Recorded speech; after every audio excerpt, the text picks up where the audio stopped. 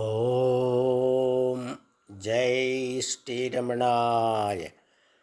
பகவான் ஸ்ரீரமண மகரிஷி பக்திஞான இயக்கத்தின் ஆன்மீக அன்பர்கள் அனைவர்களுக்கும் உங்களை மனமார்ந்த இனிய காலை வணக்கம். இன்று நவம்பர் 19 புதன்கிழமை, மதம் போதிக்கும் மனித நேயம் என்ற தலைப்பில் இன்று நாம் தியானிக்க இருக்கிறோம்.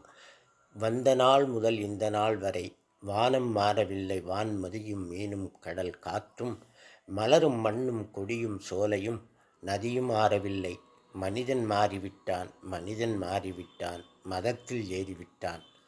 கவியரசு கண்ணதாசனின் உயர்ந்த தத்துவம் சொல்லும் பாடல் வரிகள் இவைகள். இயற்கை ஆதி காலத்தில் இருந்தது போலவே அப்படியே உள்ளது. அதே வானம், வட்ட நிலா, கடல், கடல் மீன், மண், மண்ணில் மலரும் மலர், சோலை, கொடி, சலனமின்றி அமைதியாக ஓடும் நதி எல்லாம் ஆடையில்லாமல் தெரிந்த ஆதி மனிதன் போன்று திரிபியின்றி மாறாமல் அப்படியே தன் கன்னித்தன்மை இழக்காமல் பொலிவோடு இருக்கின்றன. ஆனால் மனிதன் மாறிவிட்டான். அவனுக்கு மதம் பிடித்து விட்டது. மதம் என்ற சொல்லுக்கு இரண்டு பொருள்கள் உண்டு. திமிர், ஆணவம், அரகன்ஸ் ஒன்று பொருள், ஒரு பொருள். சமயம், ரிலிஜன் என்று மற்றொரு பொருள்.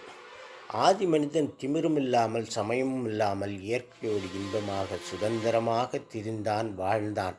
பசிக்கும்போது கிடைத்ததை சாப்பிட்டான், தாகம் எடுத்தால் தண்ணீர் குடித்தான், தூக்கம் வந்தால் தூங்கினான். இன்று ஞானிகளை கேட்டால் பசி எடுத்தால் சாப்பிடு, உறக்கம் வந்தால் உறங்கிவிடு, அவ்வளவுதான் வாழ்க்கை என்று உபதேசம் செய்கிறார்கள். இதுதான் ஞான நிலையோ? ஆதி மனிதனும் ஞானிதானோ? ஆதி மனிதனின் மனம் குழந்தை மனம், கள்ளம் கபடமில்லாத இன்னசென்ட்டான குழந்தை மனம். அனுபவத்தால் அவன் அறிவு வளர வளர அறியாமையும் இக்னரன்ஸும் வளர்ந்தது. இரண்டும் சேர்ந்தேதான் வளரும் தேயும். அறிவும் அறியாமையும் சேர்ந்த கலவை ஆணவம், அரகன்ஸ். அறிவு வளரும்போது ஆணவம் சேர்ந்து ஒட்டியே வளர்கிறது. தன்னை யார் என்று அறியாத அறியாமையும் தான் பண்டிதன் என்ற கர்வம் இரண்டும் ஆணவம். அறியாமை என்ற பெண்ணுக்கும் அறிவு என்ற ஆணுக்கும் பெற்றோருக்குமாக பிறந்த குழந்தை ஆணவம். ஆணவம் தனி மனிதனுக்கும் சமூகத்திற்கும் ஆபத்து. தங்களை அழித்து கொள்வதோடு சமூகத்தையும் அழிக்கும் அழிவு சக்தி அது. ஆணவம் ஒரு அழிவு சக்தி. ஆணவம் கழன்றால் அது ஆத்மா. ஆதி மனிதனுக்கு சமயம் கிடையாது, சமய சண்டை கிடையாது. அவன் இயற்கையை வழிபட்டான். அறிவின் பரிணாம வளர்ச்சியில் கடவுள் கோட்பாடு முக்கிய பங்காற்றுகிறது. உண்மை உணர்ந்த நம் முன்னோர்கள் மனிதனுடைய ஆணவத்தை நெறிப்படுத்த கடவுள் கோட்பாட்டை நிறுவினார்கள். நமக்கு மேலே எல்லாம் வல்ல ஒரு சக்தி உள்ளது, அதுவே இறைவன் என்று மனிதனுடைய ஆணவத்திற்கு ஒரு தடை ஏற்படுத்தி அவன் சிந்தனையை தன்னை நோக்கி திருப்ப முயற்சி செய்தார்கள். இன்று எல்லா சமயங்களும் மனிதனுக்கு மேல் ஒரு இறை சக்தி இருப்பதை ஒப்புக்கொள்கின்றன. ஒரு சாரார் கடவுள் இருப்பதை ஒப்புக்கொள்வதில்லை. அவர்கள் நாத்திகவாதிகள். கடவுளை ஒப்புக்கொள்பவன் ஆத்திகன். ஆத்திகன் நாத்திகன் இருவருமே தன் உண்மை உணராமல் கடவுள் பெயரால் சண்டையிட்டு கொள்ளும் சுயநல ஆணவக்காரர்கள். தன்னை யார் என்று உணர்ந்த ஞானி ஒருவரே உண்மையை அறிவார். அவர் ஆத்தியனும் அல்ல, நாத்திகனும் அல்ல. அவரவர் இரண்டையும் கடந்த கடவுள். பகவான் ரமண மகரிஷி உள்ளது 40 பாடல் இதோ.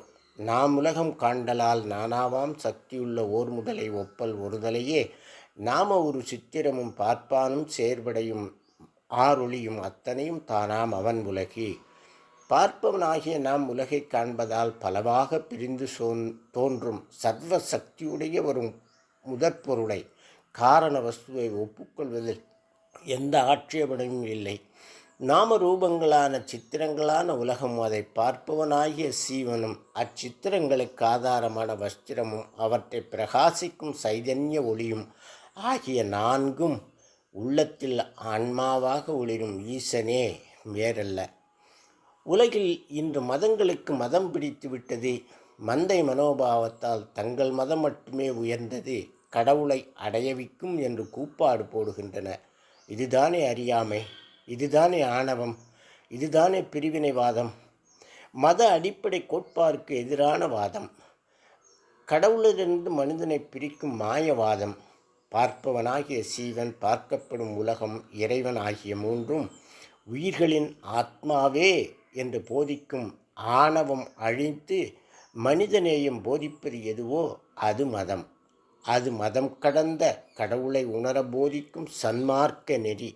ஓம் தத் சத். நாளை வேறொரு தலைப்பில் தியானிக்கலாம் அன்பர்களே. வணக்கம்.